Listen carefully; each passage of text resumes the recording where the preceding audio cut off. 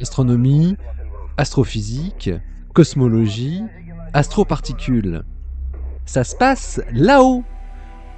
Salut à toutes et à tous. Europe, la lune de Jupiter, a une surface principalement constituée de glace d'eau, qui est modifiée par l'exposition à son environnement spatial. Les particules chargées brisent les liaisons moléculaires dans la glace de surface, dissociant ainsi l'eau pour produire finalement de l'hydrogène et de l'oxygène, qui fournit un mécanisme d'oxygénation potentiel pour l'océan souterrain d'Europe. Une équipe de chercheurs vient de réévaluer la production d'oxygène à la surface d'Europe à partir de mesures directes. Ils publient leur étude dans Nature Astronomy. Le dioxygène et le dihydrogène constituent les principaux constituants atmosphériques d'Europe. Bien que les observations à distance imposent d'importantes contraintes globales sur son atmosphère, l'abondance de O2 a jusqu'à aujourd'hui toujours été déduite des émissions de l'oxygène atomique, O. La composition atmosphérique d'Europe n'avait jamais été directement échantillonnée et les estimations de la production d'oxygène dérivées du modèle variaient sur plusieurs ordres de grandeur. L'interaction d'Europe avec son environnement spatial, notamment les particules chargées, ainsi que la lumière ultraviolette et les impacts de météorites, modifie la chimie de sa surface, conduisant à l'érosion et au dépôt de matériaux exogènes. Les particules chargées dissocient la molécule d'H2O dans la glace de surface. L'oxygène et l'hydrogène devraient être principalement libérés de la surface par désorption thermique. La désorption thermique ainsi que la pulvérisation d'électrons ou d'ions peuvent ensuite libérer ces molécules dans l'atmosphère d'Europe. Il a été montré dans des études antérieures que cette atmosphère comprend H, H2, O, O2 et H2O. Les atomes et les molécules neutres atmosphériques peuvent être ionisés sous forme d'ions capteurs qui sont incorporés dans le plasma magnétosphérique de Jupiter. La pulvérisation atmosphérique, dans laquelle un plasma échange de l'énergie avec l'atmosphère neutre et l'érode, avait été initialement proposée comme étant le mécanisme dominant de perte de dioxygène neutre. Par la suite, l'ionisation par impact électronique et l'échange de charges symétriques, O2+ donne O2, ont également été proposés comme principaux moteurs de la perte d'O2, de dioxygène.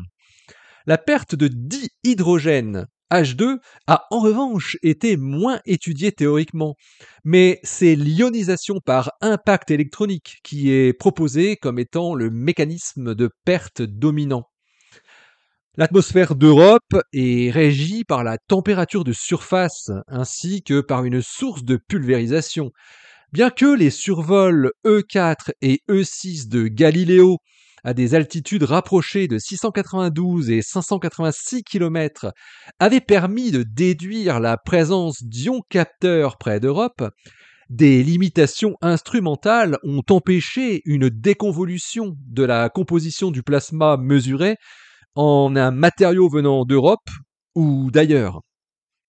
Les contraintes sur les abondances relatives des espèces atmosphériques neutres et ioniques d'Europe étaient auparavant dérivées principalement d'observations par télédétection ultraviolette. Comme il n'y avait pas eu d'observation directe in situ de particules europagènes à proximité, la composition de l'atmosphère d'Europe, la quantité perdue et la contribution du plasma d'Europe à la magnétosphère de Jupiter restaient en suspens. Mais heureusement est arrivée la mission Juno, arrivée en orbite jovienne en 2016 et qui est équipée d'un instrument performant nommé le Jovian Auroral Distributions Experiment, l'acronyme JAD, et qui comprend plusieurs analyseurs d'électrons et un spectromètre de masse ionique à temps de vol. L'instrument ionique de Jade mesure les distributions d'énergie et d'angle de particules chargées positivement avec une énergie par charge de 10 à 46 keV par charge électronique. Juno a effectué un survol d'Europe le 29 septembre 2022 avec son approche la plus proche à une altitude de 353 km, donc une distance radiale de 1,2 R, R étant le rayon de 1560,8 km. Alors, Jamey Zaley de l'université de Princeton et ses collaborateurs ont analysé les données enregistrées lors de ce survol à la vitesse de 23,6 km par seconde. Ça fonce. Les flux de molécules sont déterminés en intégrant les données du spectromètre de masse pour identifier H+, H2+, et O2+, sur S+. Et ils se concentrent sur les espèces provenant exclusivement d'Europe. Les densités, d'environ 100 molécules par centimètre cube, qui ont été mesurées au cours de ce survol, se situent dans la fourchette de 25 à 50% de celles observées au cours du voyage de la sonde Galileo. Historiquement, l'atmosphère neutre de dihydrogène était considérée comme dominée par une population thermalisée, avec une distribution de vitesse similaire à celle de la température de surface locale.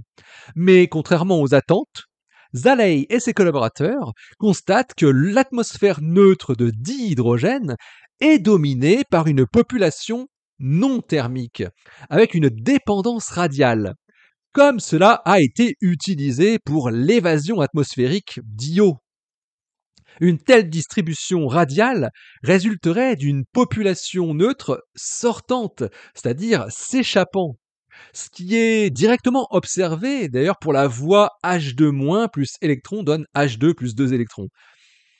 À partir du profil d'altitude, les chercheurs déduisent que la vitesse moyenne d'écoulement de l'hydrogène neutre est de 58, plus ou moins 34 mètres par seconde.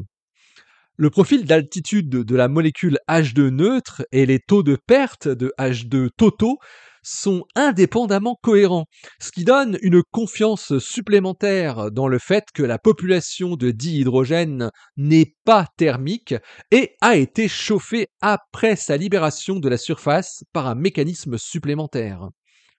Les chercheurs pensent que ça peut être le résultat d'une pulvérisation atmosphérique ou bien d'une pulvérisation superficielle directe, d'un chauffage par effet Joule ou bien d'une combinaison de tous ces effets. Et concernant le dioxygène, donc la molécule O2, les chercheurs déterminent que son budget global est de 12, plus ou moins 6 kg par seconde. Au total, donc produit à la surface et réparti entre les pertes atmosphériques d'une part et la séquestration potentielle dans la glace de surface de l'autre. Le processus de dissociation radiolytique, c'est-à-dire via l'impact d'électrons ou d'ions, s'avère être le mécanisme d'érosion de surface exogène dominant sur Europe, par rapport au bombardement de météorites. Avant le survol d'Europe par Juno, les estimations basées sur un modèle pour la source totale de dioxygène eurogénique s'étendaient sur 2 ordres de grandeur, de 5 à 1100 kg par seconde. Zaley et ses collaborateurs ont donc fortement réduit cette plage d'incertitude. Les efforts de modélisation antérieurs fournissent un contexte à l'ampleur relative de la production d'oxygène. Une étude portant sur la physique de la production et de l'éjection d'O2 depuis la surface avait révélé que des taux de production de 8 à 26 kg par seconde correspondaient à la formation d'une fine couche de dioxygène près de la surface, contre 430 à 1100 kg par seconde dans le cas d'une couche épaisse. Comme l'hypothèse de la couche mince et les taux de production modélisés correspondants sont similaires aux contraintes d'observation trouvées dans cette présente étude, ces résultats apparaissent cohérents avec la notion proposée que l'oxygène résiderait dans une fine couche près de la surface. Une étude distincte des paramètres de modélisation a en outre montré qu'avec des densités en amont de 100 molécules par centimètre cube, comme celle observée lors du survol de Juno, des taux de production de 12, plus ou moins 6 kg par seconde seraient cohérents avec une couche de dioxygène neutre d'environ une dizaine de kilomètres. En ce qui concerne le transport potentiel vers le bas, les chercheurs indiquent que le dioxygène produit par radiolyse et retenu dans la glace d'Europe pourrait se frayer un chemin vers l'océan en tant que source possible d'énergie métabolique. Les estimations de l'apport de dioxygène de la glace oxygénée vers l'océan liquide varient de 0,3 à 200 kg par seconde. Ça, c'était une étude de 2007 par Hand et collaborateurs, et même jusqu'à 300 kg par seconde. Une étude de Greenberg et al. En 2010.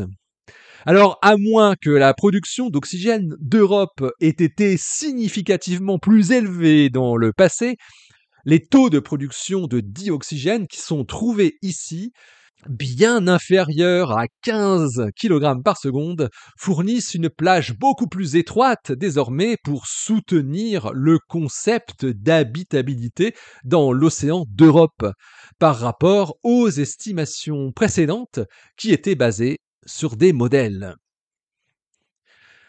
L'article de Jaime Zaley et ses collaborateurs est paru dans Nature Astronomy le 4 mars 2024.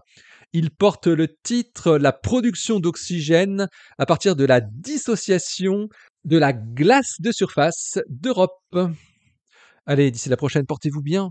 Restez bien les yeux vers le ciel et restez bien les pieds sur terre. Allez, salut.